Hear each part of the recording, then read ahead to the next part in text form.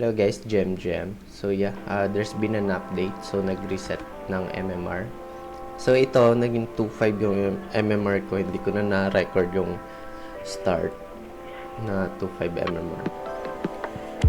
So yeah, yung update is about yung mga additional skills. Ito, nag-open tayo ng... So yun, nung nag-update kasi nga 2.5 yung MMR natin. Every time na mananalo tayo, Arena 6 na lang yung makukuha natin na loot box. So yan yung Arena 6 loot box. So yan. Ito, pag inopen nyo tong Arena 6 loot box, pwede naman kasi may parang pag instant mo gustong i-open to, so pwede mong gamitan ng Ucoin. Ayan. Kiklik mo to, Ucoin. So yan na yan. Ma-open na siya. And then, meron naman yung isa is yung master key. Yan. So, yung master key, makukuha mo yan sa sa Battle Pass season. Meron yan dyan. Libre. Master key. So, yung master key, dapat ginagamit mo dun sa mas matataas na or mas matatagal na loot box. Yung sobrang tagal na. Like this one. Ito pagka violet is epic. So yan, epic yan. Epic yung violet. I think 12 hours or 24 hours to. So yan. I think 24 hours ata to. 960 Ucoin. Okay. So, instead of spending 960 Ucoin, you can use the master key. Yan. So, yan, almost 3k agad yung gold. And then, 6 na soulstone, cruciform, 4 na skill card, and then... So, yeah, this one is the new skill sa ninja to. So, bagong skill. Ito yung bagong dagdag na skill ng maintenance. So, yan, dead poison activity. And then, Power Strike. Okay, Kunoichi, Aura Knuckle, Endless Lunge, Tiger Fang. So, yun pa lang yung nakukuha kong bagong skill. Medyo mahina yung Samurai ko. Mababa yung level. So, yun, medyo mahina pa yung level ng Samurai ko.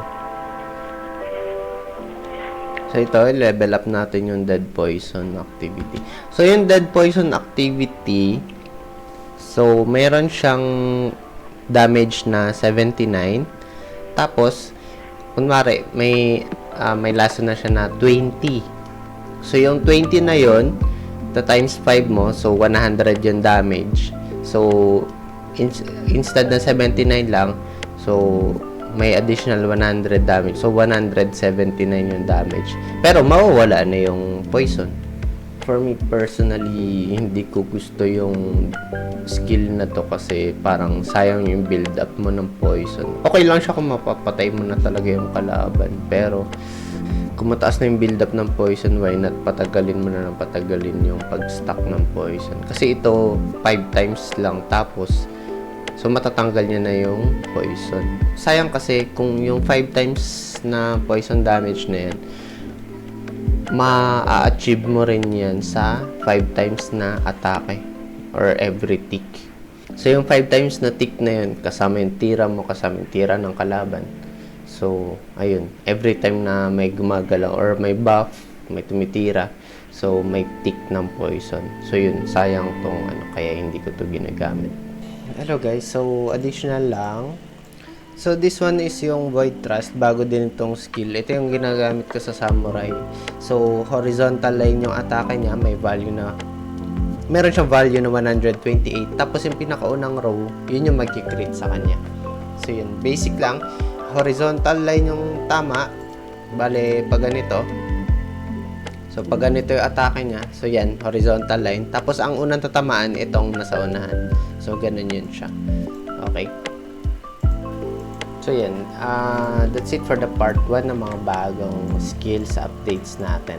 So, susunod yung ibang skills din i-discuss natin. So, this one, Spiral Blow, i-discuss natin ang mabuti yan. And then, Itong Shock Pulse. Ito, bago rin to, Soul Bite. And then, ito Kamay Tachi, dati pa to. Itong Crush Buster, bago rin yun. Okay. That's it for this part. And then, we'll discuss it on the next video. Thank you, GG.